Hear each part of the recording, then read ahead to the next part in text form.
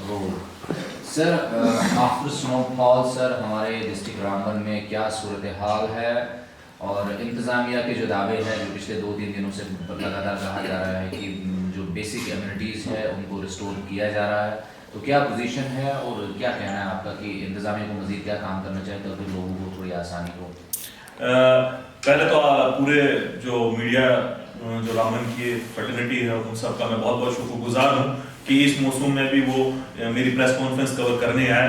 तो पहले तो जो भी इंतजामिया के जो लंबे वादे हैं वो आप देखेंगे कि इस बीजेपी एक्चुअली इस इंतजामिया की सरबराही कर रही है, वो या तो सिर्फ कागज में है या सिर्फ सोशल मीडिया में।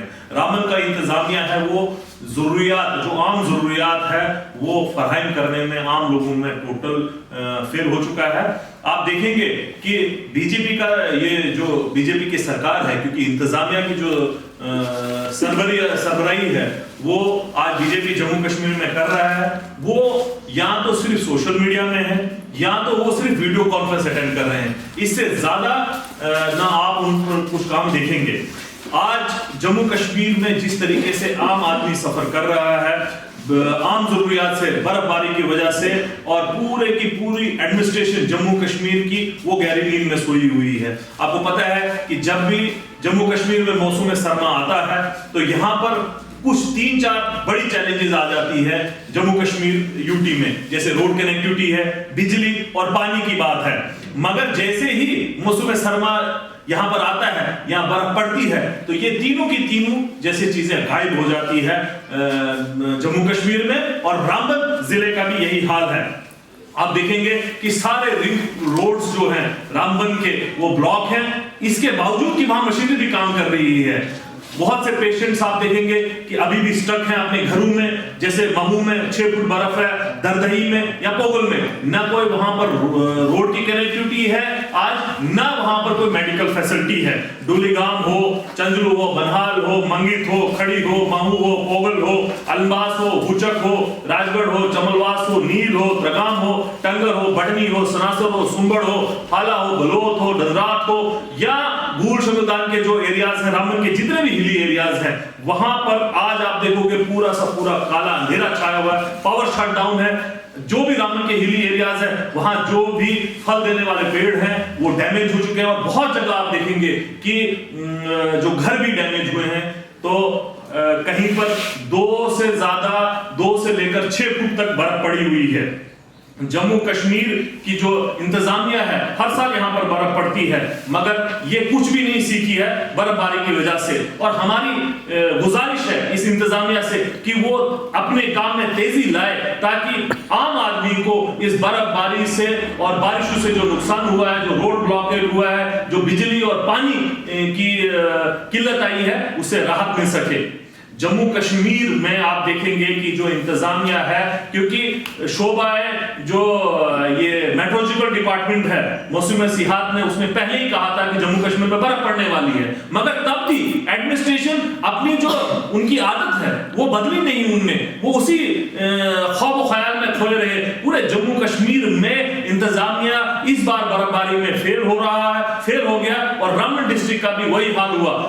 सिर्फ उनका काम सोशल मीडिया पे है और कागजों में है, आम आदमी सफर कर रहा है। क्यों? क्योंकि आप देखेंगे कि पूरे जो भी बेसिक नेसेसिटीज है वो आम आदमी तक नहीं पहुंच रही। हमारी एलजी एडमिनिस्ट्रेशन से, डिस्ट्रिक्ट इंतजामिया से यही गुजारिश है कि आप जल्दी से जल्दी, चाहे पावर रेस्टोरेशन की बात हो, चाहे लिंक रोड्स खोलने की बात हो, चाहे कहीं पेशेंट स्ट्रक हो उनको हॉस्पिटल तक पहुंचाने की बात हो, मेडिकल फैसिलिटी की बात हो, या बाकी आप चाहे कहीं एलपीजी की कमी की बात हो, चाहे केरोसिन ऑयल की बात हो, चाहे अनाज की बात हो या चीनी की बात हो, तो ये जो जरूरियात की चीजें हैं इसमें कहीं कमी ना हो और ये आम आदमी तक पहुंचाई जाए। और इसमें आप देखेंगे कि ये जो सारी चीजें हैं, ये सारी कमियां हैं, ये जो इंतजामिया है, ये जिसकी सरबराही बीजेपी कर रहा है, ये फेल क्यों हुआ है? फेल इस वजह से हुआ है क्योंकि आम पब्लिक रिप्रेजेंटेटिव जीते हुए नहीं है।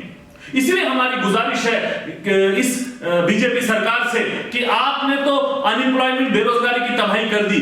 बर्फ भी पड़ती है, एक स्नो क्लियरेंस की मशीन पूरे जिला रामबन में नहीं है, एक्सेप्ट मुझे लगता है कि शायद बद्रीनाथ डेवलपमेंट अथॉरिटी के पास हो। बाकी जेसीपीज हैं, आप जेसीपी आज लगाओगे, वो जो आपने मैक्सिमाइजेशन जिसको आप काम बोलते हो वो आप उखड़ गया, फिर आप गर्मियों का मौसम आएगा आप उसको मैक्सिमाइजेशन करोगे, वो डेवलपमेंट नहीं है। डेवलपमेंट है कि आम आदमी को राहत की सांस मिले, बेसिक नेसेसिटीज और बेसिक फैसिलिटीज उसको मिले।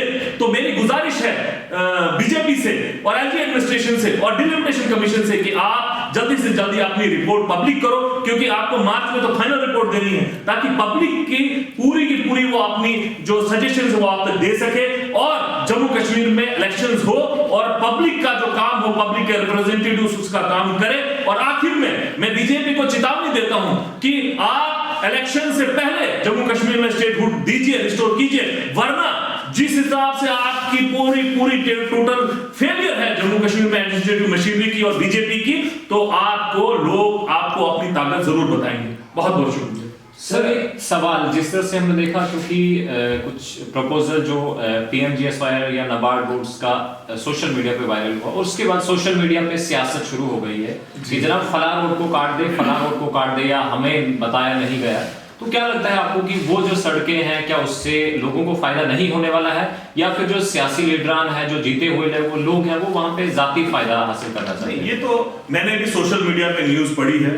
पहले तो मैं बहुत मुबारकबाद देता हूँ इस पीडब्ल्यूडी डिपार्टमेंट को कि उनने हिली एरियाज के लिए ये रोड्स नाबार्ड के अंदर बनाए हैं। मगर मेरी गुजारिश है उन सियासतदानों से कि अगर आपको पता ही नहीं था तो आप क्या कर रहे हो, आप अपने घरों में सोए हो और इस पर सियासत न की जाए। और जिस तरीके से उन्होंने कहा कि हम प्रोटेस्ट करेंगे, उन रोडों को रोकेंगे, तो मैं आवाम से ये गुजारिश करता हूं कि ये बड़ी मेहनत से इंजीनियर्स ने और लोगों की डिमांड पर ये रोड्स बनाए गए हैं, मगर इस पे अगर कहीं सियासत की जाए तो हम पब्लिक के बीच में जाएंगे। और मैं बोलता हूं ना कि यहां पर ये लोग हैं अपने घरों में बैठेंगे, वहां पर तो व्हाट्सएप ग्रुप की चैट पड़ी, वहां तो कह रहे हैं कि हम इनको प्रोटेस्ट करेंगे और रोकेंगे और हायर अफसर जाएंगे, मगर साथ साथ में फेसबुक में बोल रहे हैं कि अच्छी बात है हमने ये रोड्स लाए हैं। तो हम क्रेडिट लेने की बात नहीं कर रहे हैं, हम चाहते हैं कि वही क्रेडिट ले, मगर इन रोडों के बीच में बाधा ना बने। अगर ऐसा उन्होंने किया तो हम आम लोगों के बीच में जाएंगे और उनकी पोल खोलेंगे।